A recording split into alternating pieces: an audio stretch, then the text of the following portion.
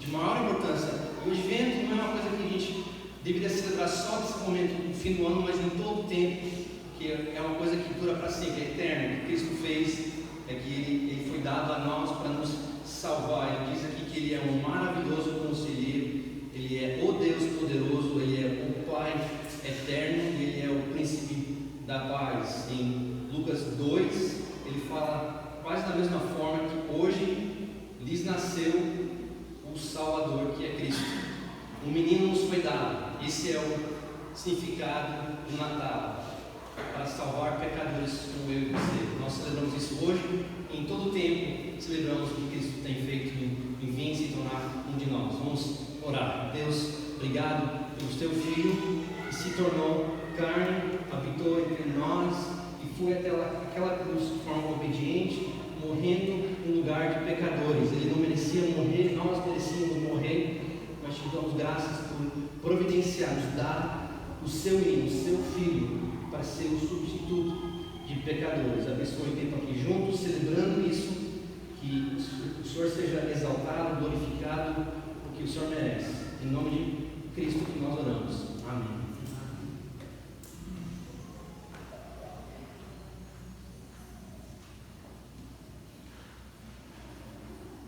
Isto servirá de sinal para vocês. Encontrarão o bebê envolto em panos e deitado numa manjedoura. De repente, uma grande multidão do exército celestial apareceu com um anjo, louvando a Deus e dizendo: Glória a Deus nas alturas, e paz na terra aos homens, aos quais Ele concede o seu favor. Para o louvor da sua gloriosa graça, a qual nos deu gratuitamente no amado. Nele temos a redenção por meio do seu sangue, o perdão dos pecados, de acordo com as riquezas da graça de Deus.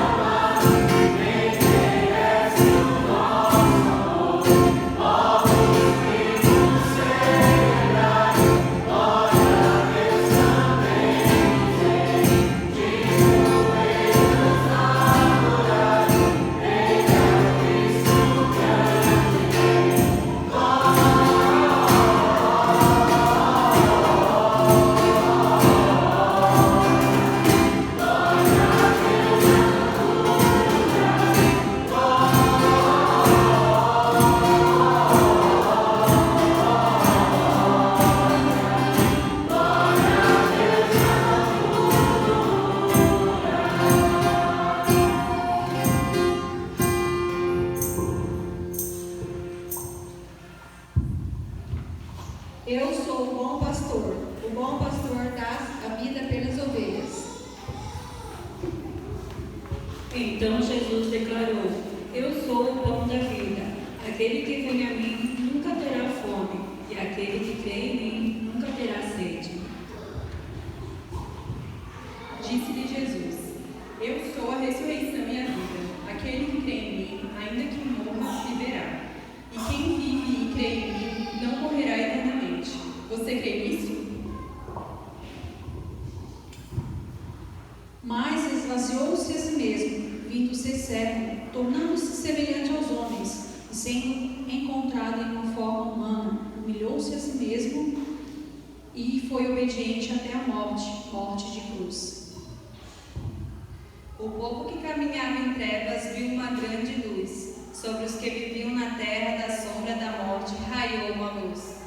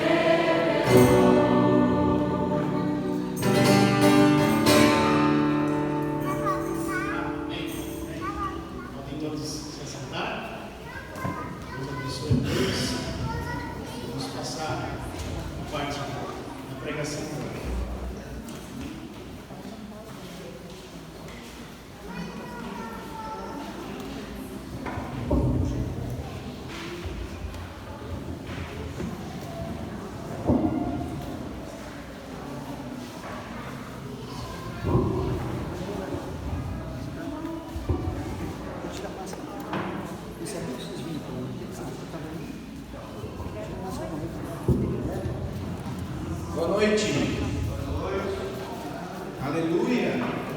Glória a Deus.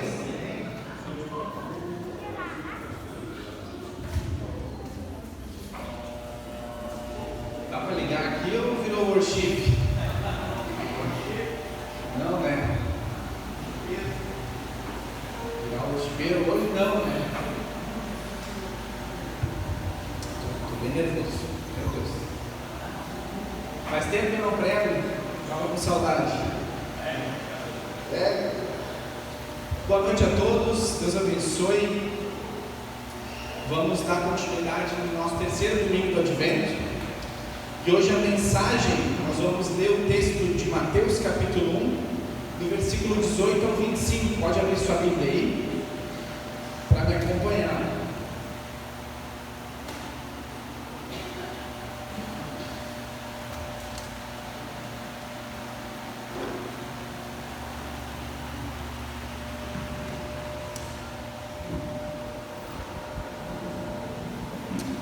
Antes de nós iniciarmos, eu quero ler o texto do versículo, apenas o versículo 21. Então a gente ora e inicia a pregação. Diz assim o texto: ela dará à luz um filho e você deverá dar o nome de Jesus, porque ele salvará o seu povo dos seus pecados. Vamos orar. Pai, nós te louvamos, te bendizemos por essa boa notícia que temos. Cristo veio ao mundo, Cristo nasceu, e nesse tempo nós celebramos o nascimento de Cristo, a vinda do Messias, aquele que salvaria o seu povo dos seus pecados. Que nessa noite nós possamos compreender essa mensagem e render o nosso coração ao Senhor, em completa devoção, e se render de fato a Deus, deixar com que o Senhor governe as nossas vidas em todos os sentidos. Em nome de Jesus que nós oramos, Pai. Amém. O tema de hoje, o título dessa pregação é A Provisão Graciosa de Deus, Jesus Cristo, o Salvador. Não está no telão. Bom, eu falo para vocês.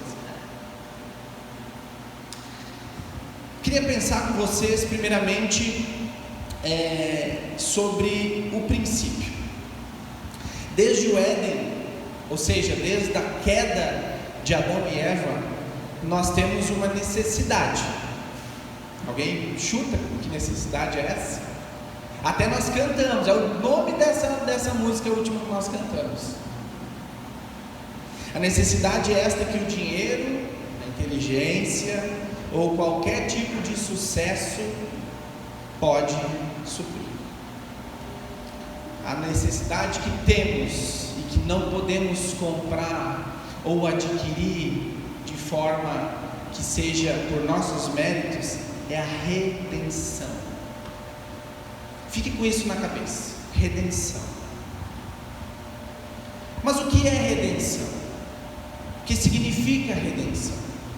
No Aurélio, dicionário português, redenção significa o ato ou o efeito de remir, resgate, ou ainda o auxílio, proteção que livra de situação difícil, salvação. Agora imagine uma situação difícil na sua vida. Alguém aqui tem uma situação difícil na sua vida? É a mesma coisa que perguntar se faz calor no verão, né? Sim, temos situações difíceis. Agora pegue a sua situação difícil e potencialize ela em 1000 vezes. Punk, né? Ruim, né? Potencialize em 1 milhão de vezes. Ficou horrível. Potencialize ela em 100 bilhões de vezes. Meu Deus, onde é que tu quer chegar? Esse final, o produto final desse seu pensamento, esse problema elevado a 100 bilhões de vezes, não se compara com a maior das desgraças do ser humano, que é estar separado de Deus eternamente. E não só isso, debaixo de sua santa e justa ira. Deus definitivamente não é o Papai Noel.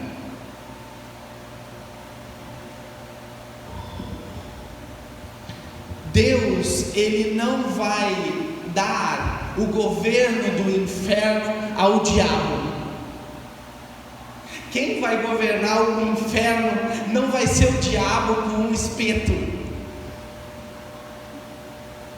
mas o próprio Deus, derramando sua ira santa e justa.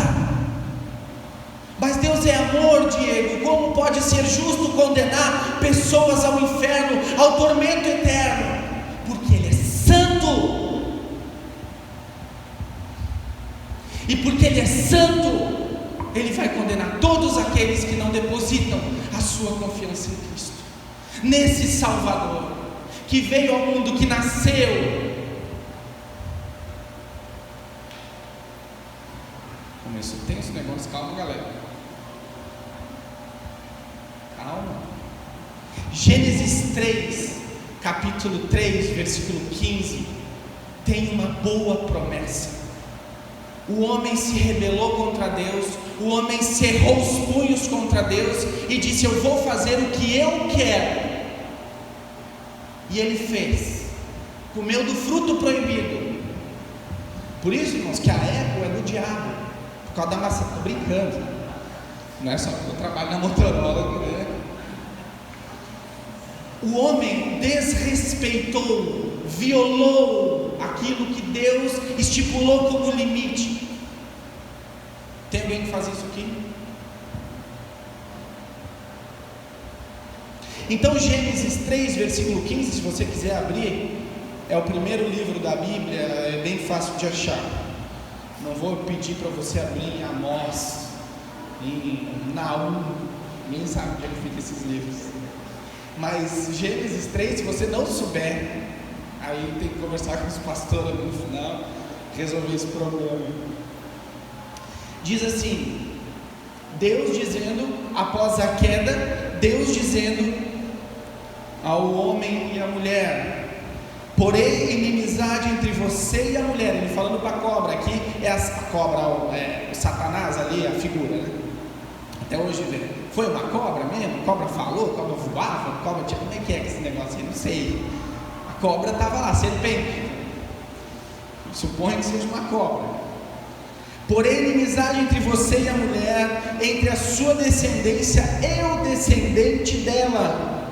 Este lhe ferirá a cabeça e você lhe ferirá o calcanhar. Aqui está apontando para a obra de Jesus, a consumação na cruz do Calvário, Cristo morrendo, e o diabo achando que tinha vencido, mas Cristo ao terceiro dia ressuscitou, aleluia.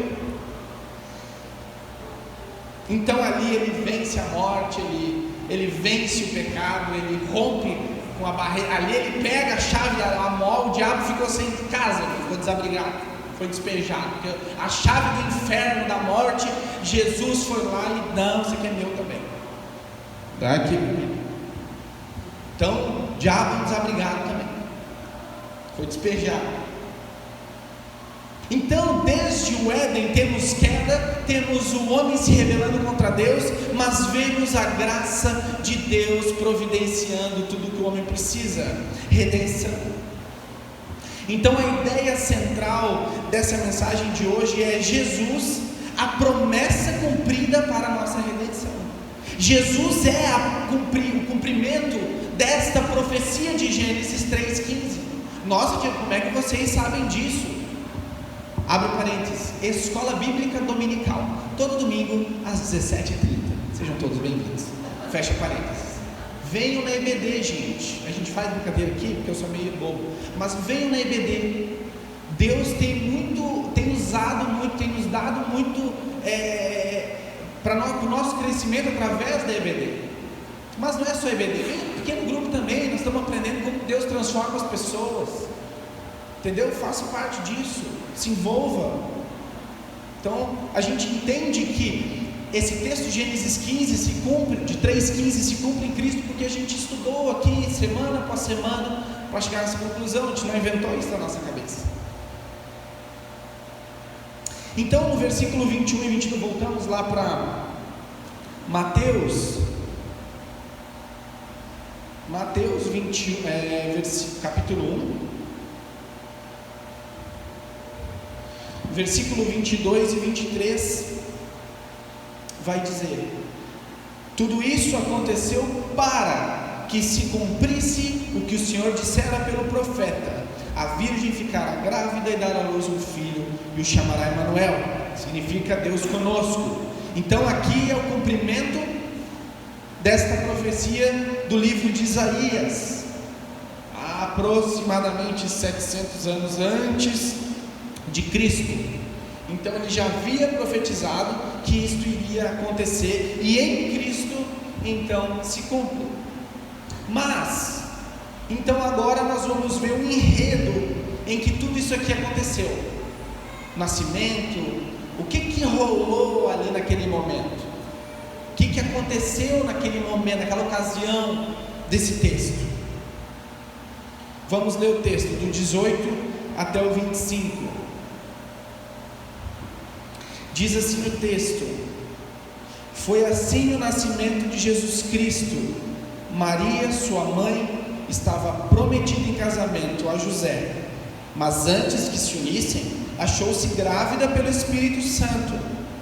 Por ser José, seu marido, um homem justo, e não querendo expô-la à desonra pública, pretendia anular o casamento secretamente.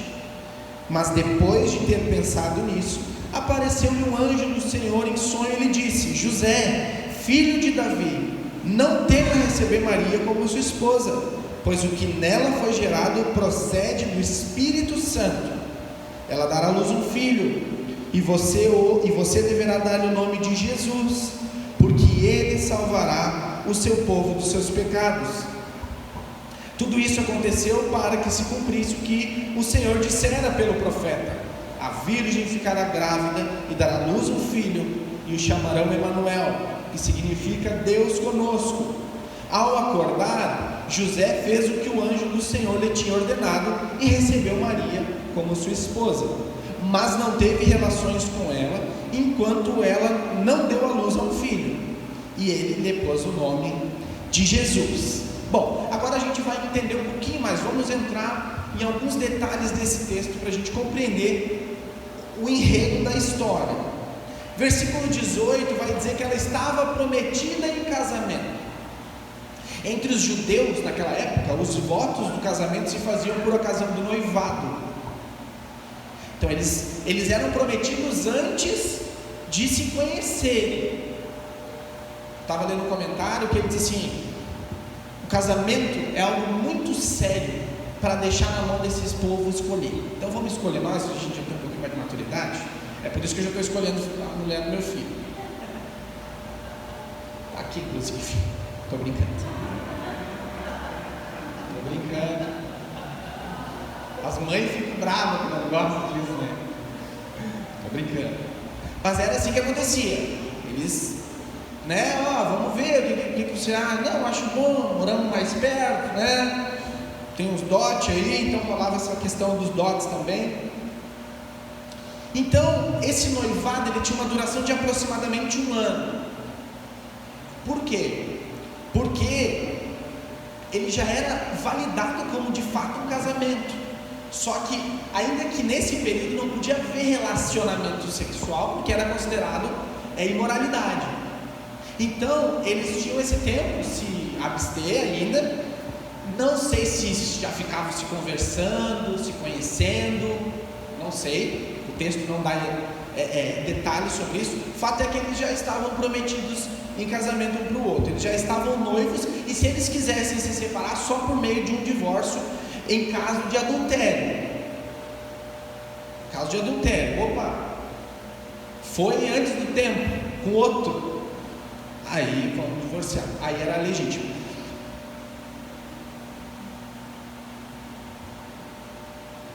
Outro ponto que o texto diz é que ela achou-se grávida. Aí é um problema, porque se eles estavam no noivado naquele período, como que ela achou-se grávida? O texto diz, então o que extraímos do texto aqui é que esse sentido dela, quando o texto escreve ela achou-se grávida, está falando de alguns aspectos. Primeiro, a natureza da gravidez ela é divina. Olha só, diz o texto, ela dará à luz versículo 20, mas depois de ter pensado nisso, apareceu-lhe um anjo, versículo 18 ainda, achou-se grávida pelo Espírito Santo. Então aqui já indica a natureza dessa concepção, ela é divina, a natureza daquele filho que seria gerado teria que ser divina, porque não poderia ser uma concepção humana. Caso fosse, a semente seria contaminada pelo pecado. Se houvesse a relação entre José e Maria, a semente seria corrupta. Então não poderia ser o Cristo Messias, Santo de Deus, Filho de Deus, o nosso Salvador. Por quê? Porque Jesus seria pecador. Como assim, Diego? A Bíblia diz em Salmo 51:5, Davi falando, que desde a concepção dele, ele já foi concebido em pecado. Por quê? Lembra de Gênesis 3? Quando o homem se rebela contra Deus, ali toda a humanidade cai, e os que viriam depois herdam essa, se eu ser redundante, herdam essa herança de pecado de Adão. Então, porque estamos contaminados pelo pecado, o que nasce de nós já é pecador. Não é eu que estou falando isso aqui, é o texto. Davi, no Salmo 51, ele vai dizer, Salmo 51, 5: sei que sou pecador desde que nasci. Sim, desde que me concebeu a minha mãe. Então Davi mostra para nós que a semente do homem é corrupta por conta da queda, da desobediência de Adão. Por meio de Adão entrou o pecado no mundo. Isso é outro texto, é outra pregação, não vamos entrar. Então não poderia vir de uma conjunção humana natural o Salvador. Então aqui nesse ponto, nesse primeiro versículo, a gente vê o quê? Que ela estava prometida em casamento e achou-se grávida. Mas aqui a gente explica o que significa esse casamento, como já acontecia, e também a natureza desse bebê, desse Salvador que viria. A natureza de Deus, a natureza divina. A origem dessa natureza era pelo poder do Espírito Santo. E agora a gente entra no versículo 19. Por ser José, seu marido, um homem justo, e não querendo expô-la à desonra pública, pretendia anular o casamento secretamente. Pensa você está lá com seu esposo, seu noivo, daqui a pouco, um ano depois, estou grávida. Aí José já deu, tá. Desconfiou? Porque, gente, tem coisas que acontecem na nossa vida que a gente acaba desconfiando. É ou não é? Mas a gente vai ver o porquê que a gente desconfia e porquê que Deus age nessas coisas e como Deus age. Então aqui, o que José queria? Um primeiro ponto, ele pretendia anular o casamento. José não queria expor Maria à desonra, porque segundo a lei ela poderia ser apedrejada, segundo a lei de Moisés, mas naquela época ali a carta de divórcio já era permitida. Então o que José, no texto diz? Ele pretendia anular o casamento secretamente. Ou seja, então José considerou simplesmente dar uma carta de divórcio, em particular, e na presença de testemunhas, que era uma opção humana, válida, eles iriam aceitar. Então José diz assim: já que eu não estou entendendo o que está acontecendo aqui, já que eu estou desconfiado, já que eu não estou olhando para o macro, para o que está acontecendo no geral, estou olhando só para essa situaçãozinha, então eu acho que eu vou anular o casamento. E ele iria poder anular o casamento e iria poder se divorciar, porque ele tinha o álibi, essa brecha na lei para poder dar a carta de divórcio. Mas como ele era justo, ele não queria expor ela. Ele ia fazer isso em particular, eu não sei como é que ia se resolver isso depois. O texto também não diz, então não é eu que vou inventar aqui o que ia acontecer depois. Aí é legal, isso é maravilhoso, como a provisão de Deus ela é precisa, como Deus não tarda, como Deus não falha, né? Há um ditado, como Deus tarda, mas não falha. Deus não tarda, Deus não falha, Deus tem o tempo certo para todas as coisas. Nós que somos uns doidos, achando que a gente tem o controle do tempo. E olha o que aconteceu no verso 20. Mas depois de ter pensado nisso, ou seja, José ele não saiu fazendo as coisas atabalhadamente, como diz um pregador famoso. Ele usa aquela palavra bonita, atabalhadamente. Ele não saiu fazendo as coisas, tomando decisão bem louco, que nem eu faço, que nem você faz. José ainda foi um pouco consciente, ele até ficou desconfiado, mas ele disse assim: não, vou pensar nisso aqui. Ele começou a pensar, e eu acho que ele pensou tanto que ele foi dormir, que acabou pegando sono. Aqui é a minha, adicionando, não sei se foi isso que aconteceu. Mas o que aconteceu? O que o texto diz? O texto diz que um anjo do Senhor apareceu em sonho. Então José estava dormindo, ninguém sonha acordado. Embora às vezes a gente passa na frente de uma mansão e fica assim: nossa, se eu morasse aqui, hein? Ou passa um carrão e diz: nossa, se esse carro fosse meu. A gente sonha acordado. Então eu acho que não era esse o caso de José. Acho que ele dormiu mesmo. Ele ficou numa meditação tão profunda que ele caiu no sono, e Deus providencialmente intervém nesse momento tão importante. Então aqui a gente pode ver a provisão de Deus, ou seja, o anjo explica a origem divina de Jesus para José. José, fica tranquilo, porque não tema tomar Maria como sua esposa, pois o que nela foi gerado procede do Espírito Santo. E no contexto judaico, quando se fala procede do Espírito Santo, tem a ver com dar vida. Então José captou: opa, o Espírito Santo pode dar vida. Lembra do Vale dos Ossos Secos? Quando eles, pelo poder do Espírito Santo, o Espírito entrou e deu vida, e aqueles ossos entraram, se criaram, formou um grande exército. Então, aí ele ligou as coisas: opa, peraí, faz sentido. Aí começou a fazer sentido na mente de José, porque isso não era estranho a ele. Então o anjo encoraja José a confiar em Deus. Não tema, filho de Davi, não tema, José. José, filho de Davi, não tema, não tema. O que está acontecendo aqui é Deus que está fazendo.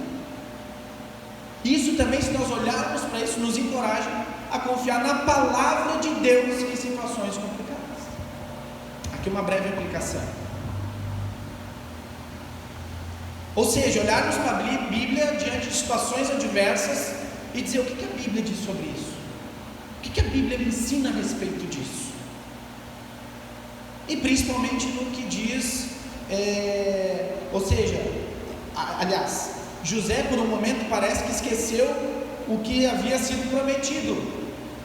José, antes do anjo entrar, parecia que ele tinha esquecido de tudo que ele tinha aprendido, porque eles estudavam a lei, eles estudavam o contexto, eles sabiam o que eles estavam esperando. E aí de repente Maria diz assim: eu estou grávida do Espírito Santo. Só um pouquinho.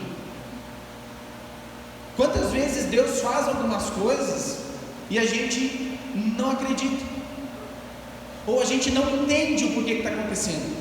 Isso soa familiar para alguém aqui? Principalmente no que diz respeito a sofrimento. Quando a gente passa por um sofrimento, o que a gente quer? Que acabe o sofrimento, é ou não é? Mas o que Deus está fazendo por meio desse sofrimento? A Bíblia diz em Romanos 8:28 que Ele vai cooperar, que Deus está agindo nisso, cooperando com isso, para que isso nos torne a imagem de Jesus Cristo. Então toda a tribulação, toda a dificuldade tem um propósito: nos transformar a imagem de Jesus. Amém? Amém.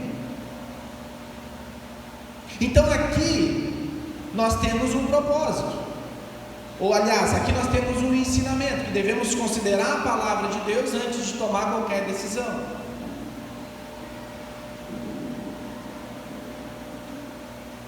Deus falou com José por sonhos. Irmãos, deixa eu falar uma coisa para vocês.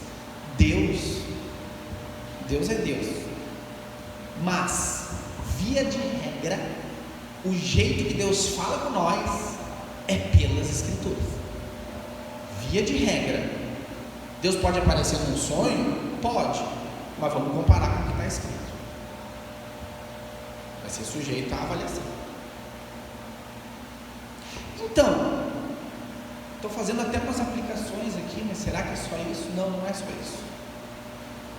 Mas qual o grande motivo que José deveria confiar em Deus? Por que José deveria confiar em Deus? Versículo 21 a 23, vamos ler de novo. Ela dará à luz um filho, e você deverá dar-lhe o nome de Jesus, porque ele salvará o seu povo dos seus pecados. Tudo isso aconteceu para que se cumprisse o que o Senhor dissera pelo profeta: a virgem ficará grávida e dará à luz um filho, e o chamarão Emanuel, que significa Deus conosco. Então, por que José deveria dar tanta confiança ao que o anjo de Deus havia lhe dito? Primeiro, porque ele salvará o seu povo dos seus pecados. O que Maria estava gerando era o Salvador do mundo, o Salvador dos pecadores, o Redentor, aquele que iria resgatar um povo. José foi encorajado a receber Maria por sua mulher, porque aquele que ela estava gerando era o Salvador, era o Messias que todo mundo esperava, era o Messias que estava nas profecias do Antigo Testamento pelos profetas. Abre comigo em Ezequiel, em Jeremias. Eu li JR, eu falo Júnior ali, mas é Jeremias. Jeremias 31, versículo 31 até o versículo 34.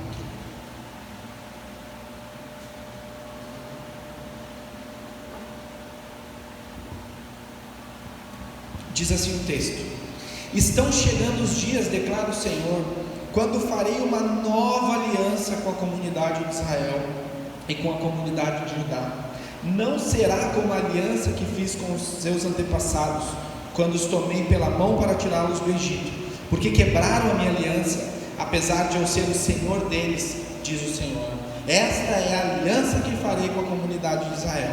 Depois daqueles dias, declara o Senhor, porei a minha lei no íntimo deles, e escreverei nos seus corações, e a escreverei nos seus corações. Serei o Deus deles, e eles serão meu povo. Ninguém mais ensinará ao seu próximo, nem ao seu irmão, dizendo: conheça o Senhor, porque todos eles me conhecerão, desde o menor até o maior, diz o Senhor, porque eu lhes perdoarei a maldade e não me lembrarei mais dos seus pecados.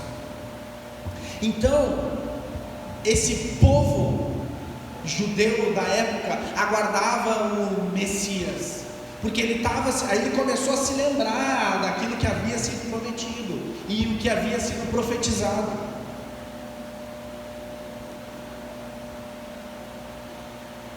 Segundo ponto que nós vemos nesse versículo, pode voltar lá para Mateus capítulo 1.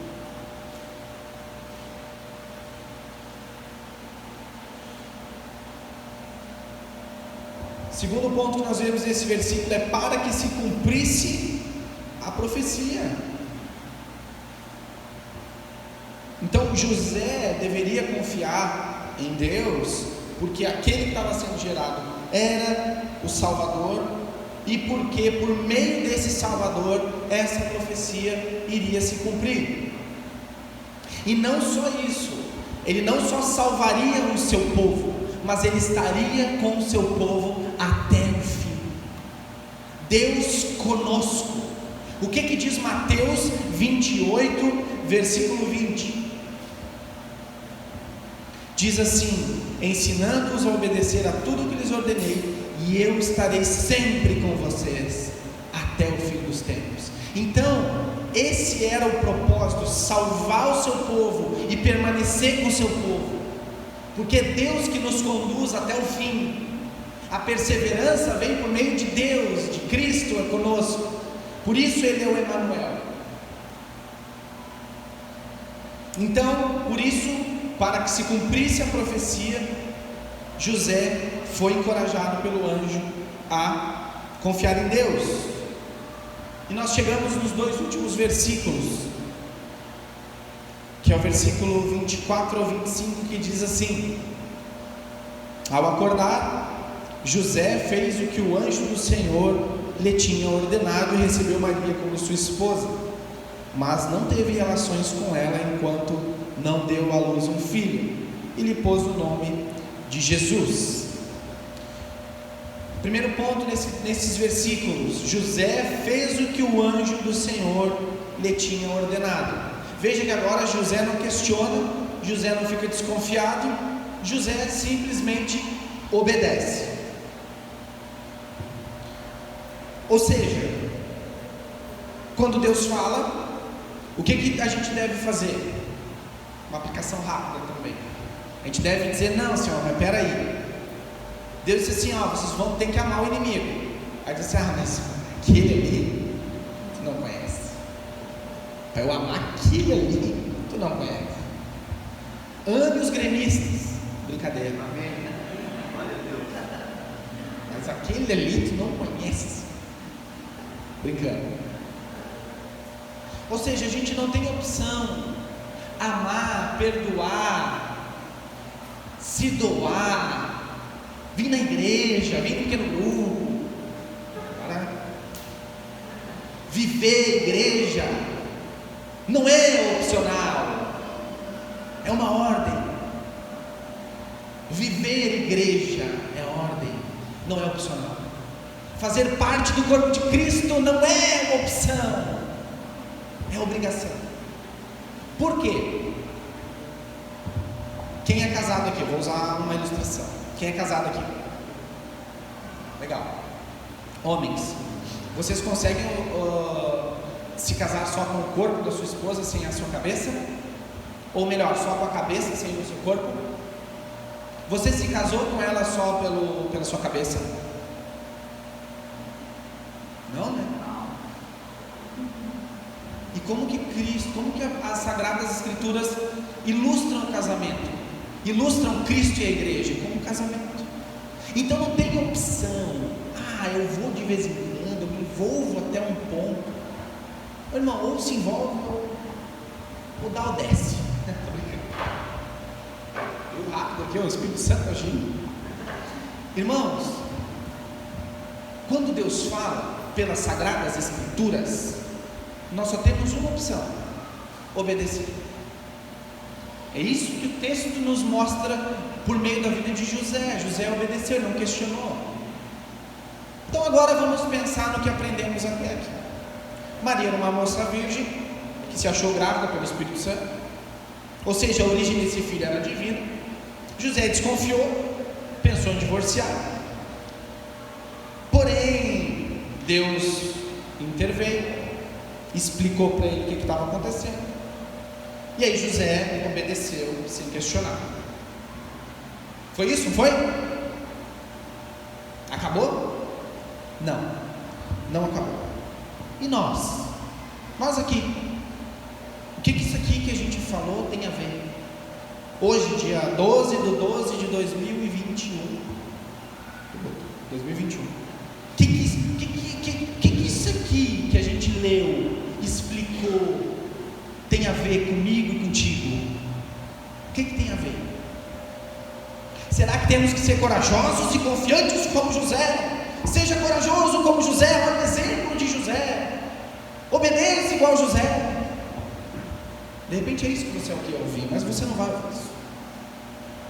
Ou piedoso como Maria. Maria era mulher de oração, Maria era piedosa, por isso que Maria e pá. Será que é isso? Esses aí são bons exemplos. Em certo sentido, podemos nos espelhar neles e agir dessas maneiras. Eu até fiz aplicações aqui, trazendo para o nosso contexto.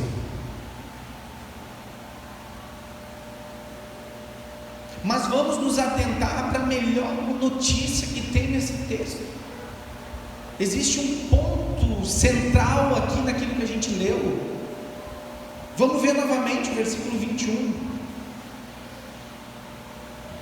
Ela dará à luz um filho, e você deverá dar-lhe o nome de Jesus, porque ele salvará o seu povo dos seus pecados.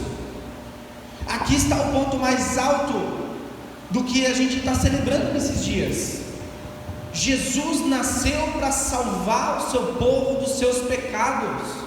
Embora haja todo um contexto lá naquela ocasião onde José e Maria, mas Deus quer comunicar algo mais profundo, mais sublime para nós nessa noite. O Messias veio, o Messias, o Salvador veio. E agora eu quero perguntar duas coisas a vocês.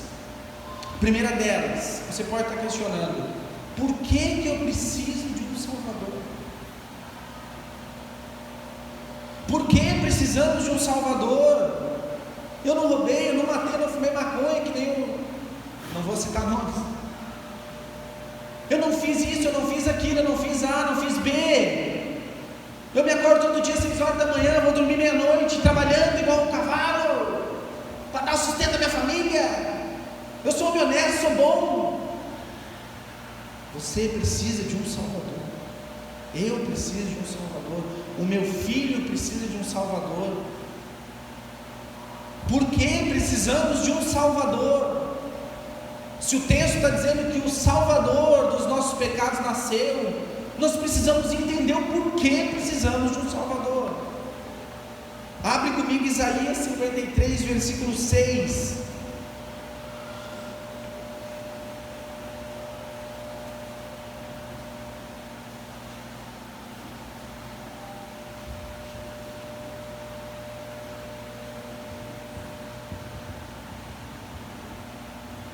Fique com essa pergunta na sua mente: por que precisamos de um Salvador?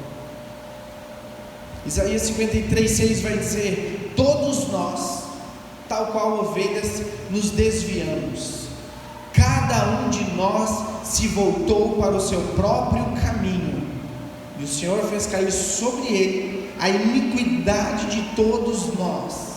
Então, o primeiro ponto, que nós precisamos de um Salvador, é porque éramos ovelhas desgarradas, rebeldes. Fazíamos e fazemos e queremos fazer somente aquilo que dá na nossa cabeça. Queremos fazer do nosso jeito, somente. Queremos dar jeito para tudo. O brasileiro, principalmente, é o povo do jeitinho brasileiro. Não que o brasileiro precise mais de um Salvador do que outras nações, porque, eu vou chegar lá, não vou dar spoiler. Vou sim, está aqui, é o próximo.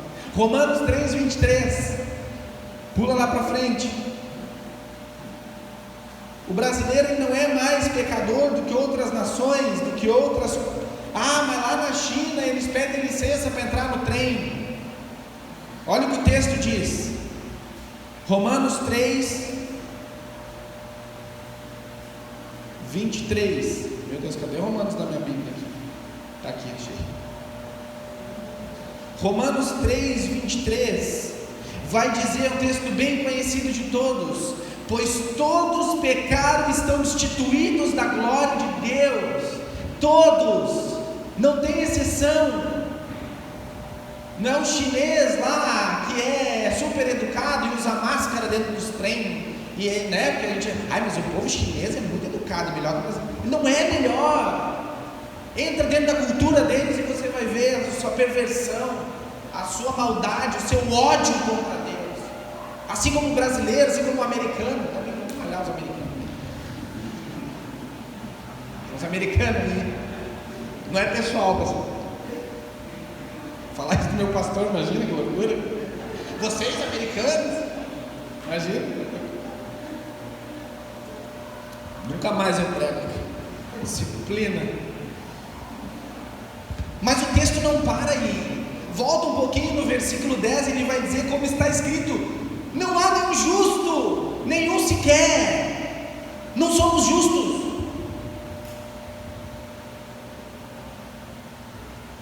Não diz: não buscamos a Deus, versículo 11. Ah, mas eu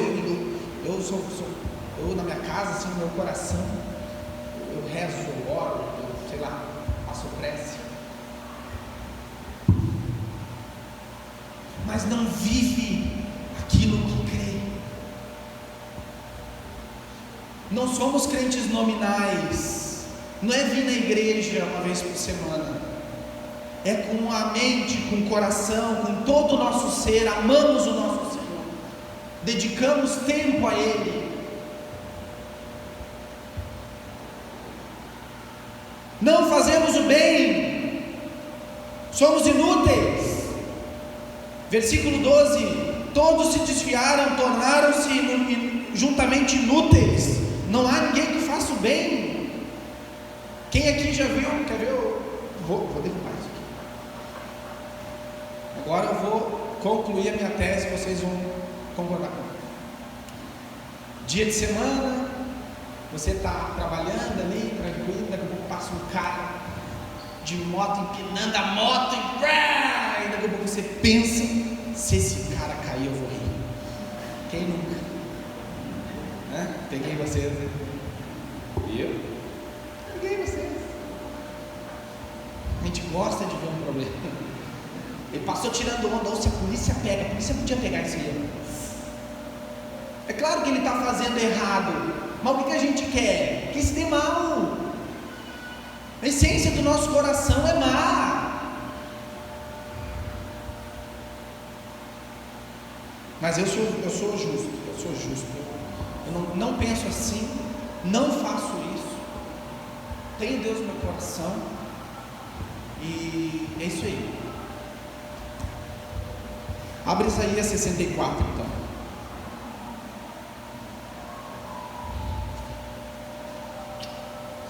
Isaías 64, 6.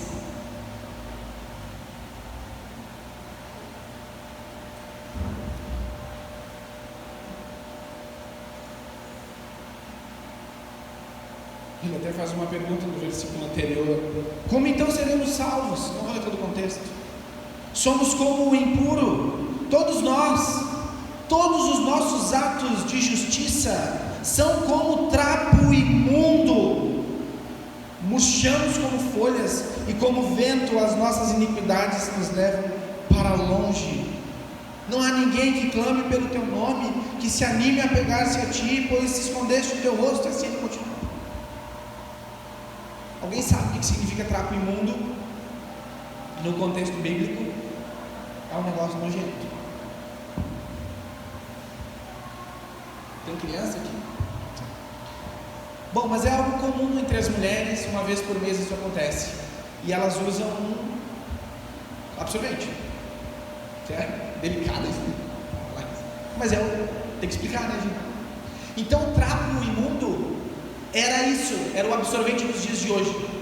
Então o que ele pega? Ele compara o nosso ato mais justo, mais belo, mais bem feito, mais positivo, e compara com a impureza do corpo de uma mulher, que só serve para um fim: o lixo. Será que somos bons? A Bíblia diz que não. Tem até uma figurinha no WhatsApp, né? Aqui diz que você não presta. Eu adoro aquilo.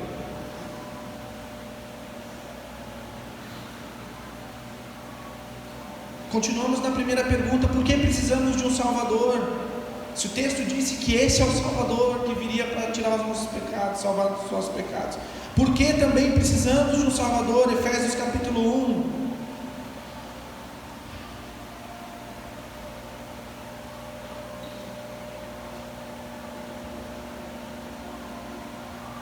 Aliás, capítulo 2, versículo 1.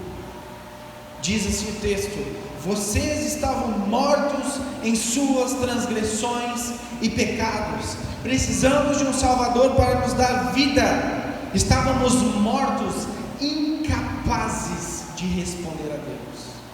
Se Deus não operar milagrosamente no nosso coração, nós não escolhemos a Deus. Por quê? Volta a outra pergunta. Alguém já foi no velório? Alguém já foi no velório? Caixão aberto, fechado, enfim. Alguém viu o morto dizer assim: ó, me enterra a 6 palmos, 7 eu tenho família. Alguém já viu o morto reclamar? O morto perguntar? O morto fazer objeções? Alguém já viu? Porque morto não fala. Morto não tem opção. Morto não tem escolha.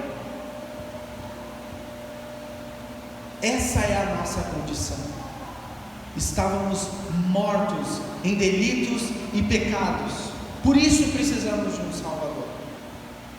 Nossa, Diego, mas eu estou só arrebentando com nós, com vocês, comigo. Eu estou nesse barco aqui. A arma está apontada para a minha cabeça também. Mas o que esse Salvador fez por nós, ou faz por todo aquele que crê nele? Efésios 2:5. Deu-nos vida com Cristo quando ainda estávamos mortos em transgressões. Pela graça vocês são salvos. Então Deus nos deu vida, e vida em abundância. João 10:10 vai dizer: o ladrão vem para roubar, matar e destruir. Eu, porém, vim para dar vida e vida em abundância. E vida em abundância não tem a ver com riqueza material, embora alguns possam ser, alguém que eu queria, mas não sou. Então eu aceito que dói menos. Mas não tem a ver, abundância de vida, plenitude, outras versões dizem plenitude de vida, tem a ver com deleite naquilo que Deus fez e ainda fará por nós. É confiar plenamente no Redentor, no Salvador. Isso é vida em abundância. Ele nos deu isso.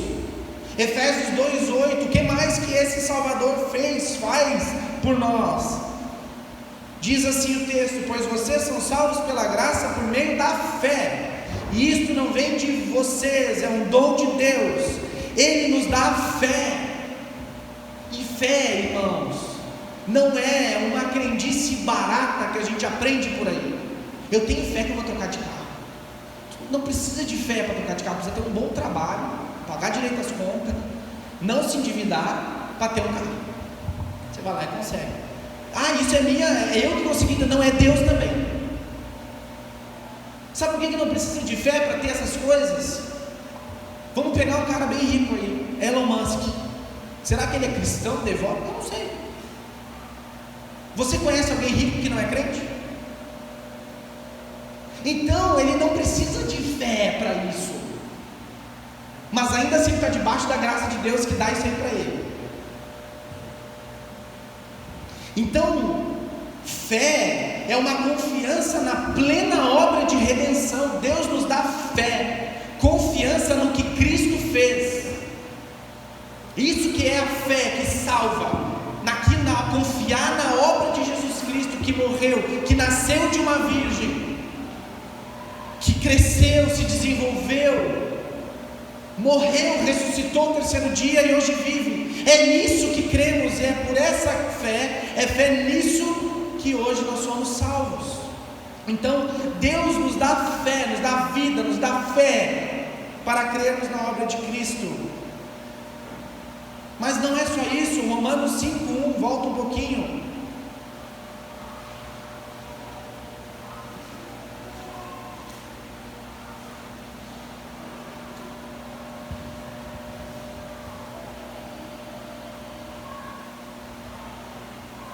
Por meio dessa fé, olha o que acontece. Deus nos dá vida, Deus nos dá fé. E olha o que acontece. Olha o que esse Salvador fez por nós e faz por nós. Versículo 1 de Romanos 5: tendo sido, pois, justificados pela fé, temos paz com Deus por nosso Senhor Jesus Cristo. Olha que incrível. Nós temos justificação e reconciliação.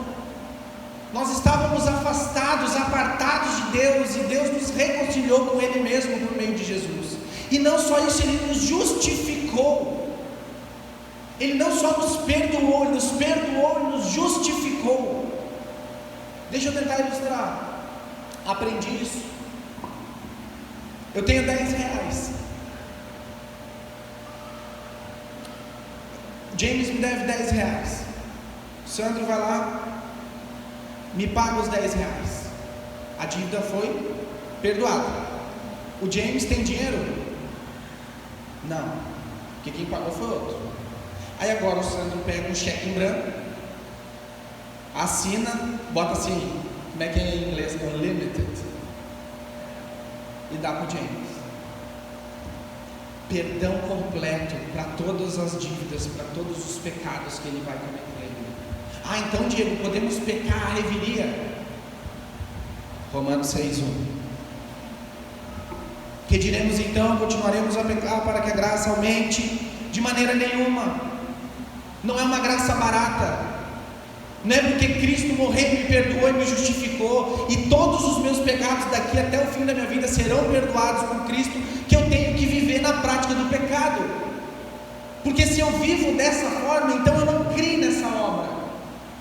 Se eu não tenho o mínimo desejo de adorar esse Deus, de fazer aquilo que Ele ordena por meio das suas escrituras, então eu não fui salvo. Não tem como. Se não há desejo no seu coração de amar Deus, você não foi salvo. Eu vivo no pecado porque eu fui salvo. Não. Eu nem ia entrar nisso, mas é que se não explicar direitinho, né, a gente vai pensar, a gente é pecador.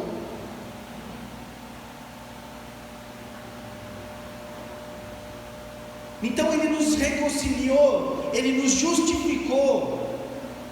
Colossenses 1:13. Prometo que eu já estou acabando, pessoal.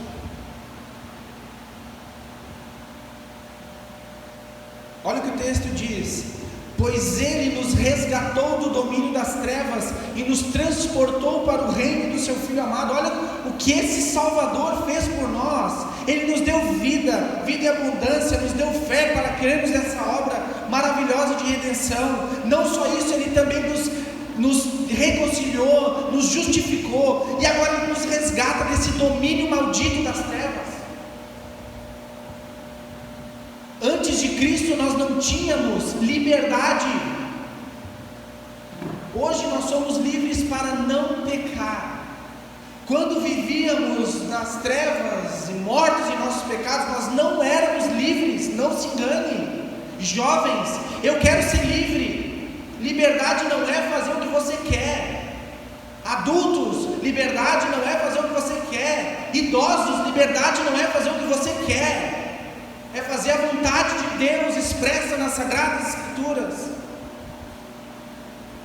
E Ele nos arranca desse domínio. Nós vivíamos dominados, oprimidos, sem opção. Não tinha, era como uma prisão de alta, como é que chama?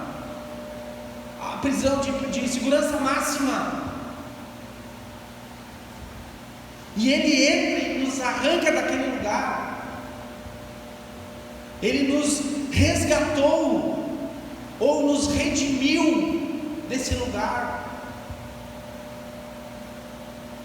E fica em Colossenses, olha o que mais Ele fez por nós, e faz por nós. Ele não só nos dá vida, Ele nos dá fé, nos dá reconciliação, justificação, nos resgata, e mais, olha o que diz o versículo 13 do capítulo 2 de Colossenses: quando vocês estavam mortos em pecados e na incircuncisão da sua carne, Deus os vivificou com Cristo. Ele nos perdoou todas as transgressões e cancelou toda a escrita de dívida, e cancelou a escrita de dívida que consistia em ordenanças que nos eram contrárias, e Ele a removeu pregando-a na cruz.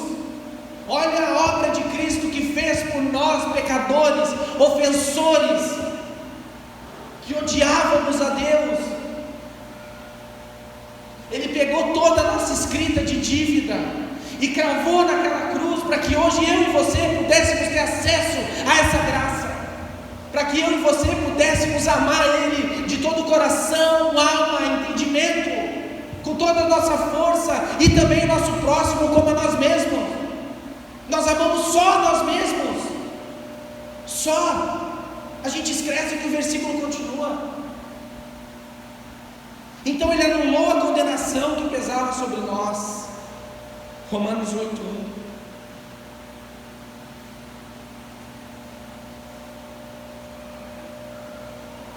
Portanto, agora já não há mais condenação para os que estão em Cristo Jesus. Não há mais condenação. Essa é a obra de Cristo por nós. É isso que Mateus capítulo 1, versículo 28, não podemos errar. Dá o versículo errado. É isso que Mateus capítulo 1, versículo 21 quer nos comunicar, porque Ele salvará o seu povo dos seus pecados. Quando Ele nos salva dos nossos pecados, é isso que Ele faz, porque estávamos mortos, ofensores a Deus. Então Ele nos dá vida, nos dá fé, nos reconcilia, nos justifica, nos resgata dos domínios das trevas e anula toda e qualquer condenação que havia sobre nós. E qual a motivação de Deus para fazer isso? Qual a motivação que motivou Deus a salvar pecadores? Romanos 5.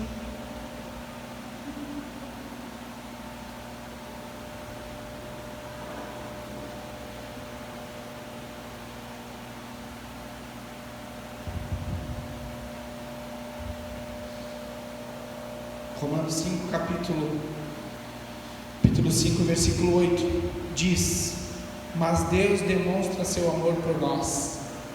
Cristo morreu em nosso favor quando ainda éramos bonzinhos, justos. Peraí, eu acho que eu estou lendo outra Bíblia. Morreu por nós quando ainda éramos pecadores. Você não era bom para ser salvo. Eu não era bom para ser salvo. Ninguém era bom para ser salvo. A salvação é por meio da fé, é pela graça mediante a fé. Isso não vem de nós, é um dom de Deus, não por obras, para que ninguém se glorie. Não é o versículo inexistente da Gretchen que diz: faz a tua parte que eu te ajudarei. Não, esse versículo não existe. Nós não fazemos a nossa parte e ainda assim Deus salva pecadores. Então qual é o grande motivo? João 3,16. Esse aí não precisa nem abrir, né, irmãos? Porque Deus amou o mundo de tal maneira que deu o seu único filho, para que todo aquele que nele crê não pereça, mas tenha a vida eterna.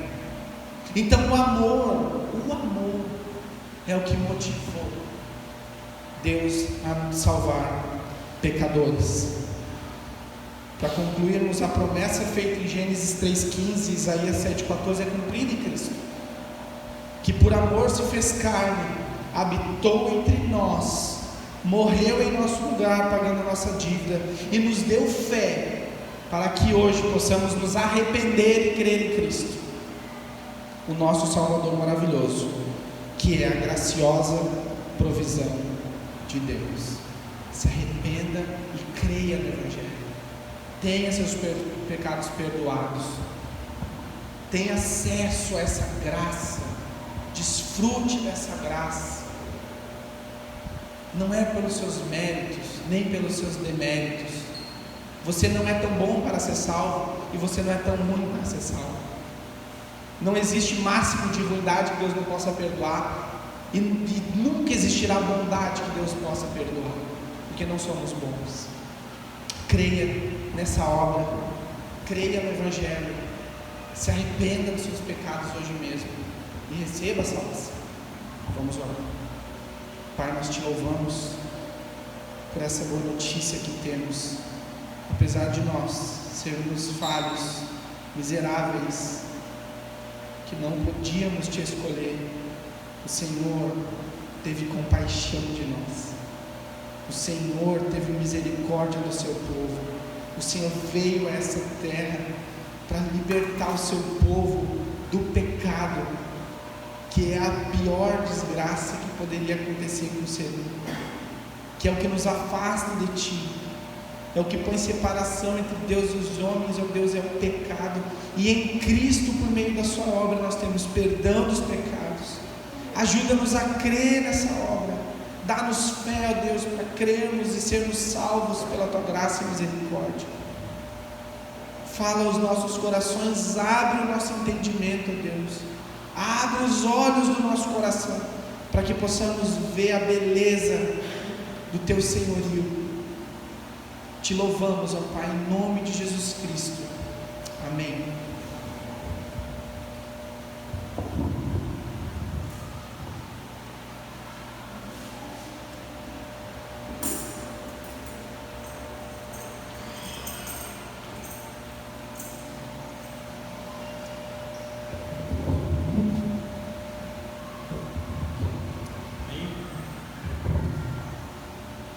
Vamos nos colocar de pé, vamos louvar mais um cântico. O cântico que nós cantamos no início, das trevas à luz. Tudo que nós ouvimos, vamos agora responder com aquilo que Deus colocou no nosso coração.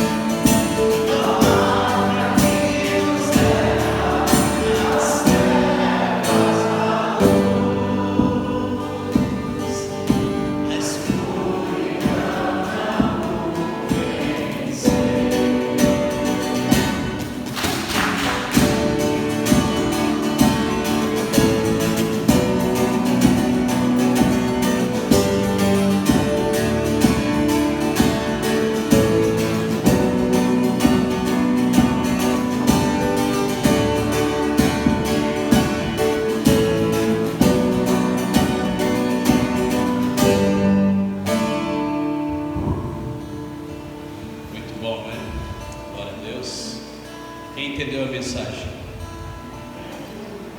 Bem, creio saber que nós estávamos separados, inimigos de Deus.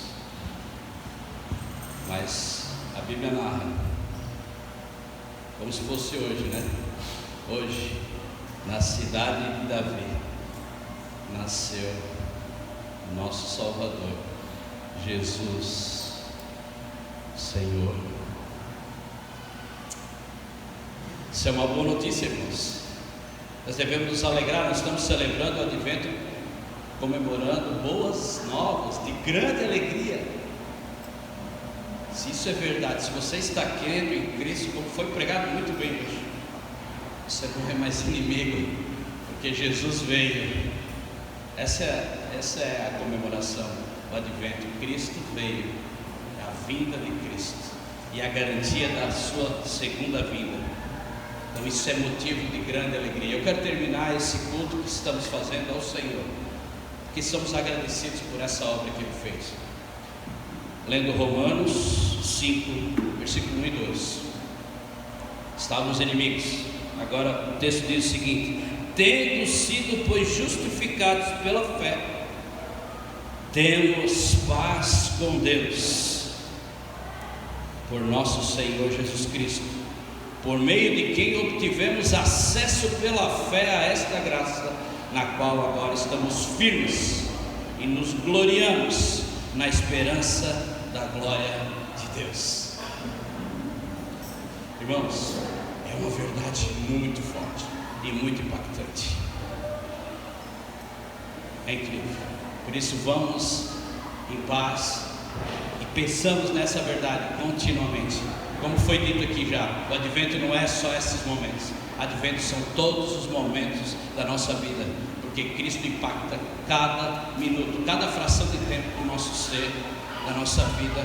Essa verdade traz, faz e fará toda a diferença. Vamos com Deus, que Deus abençoe.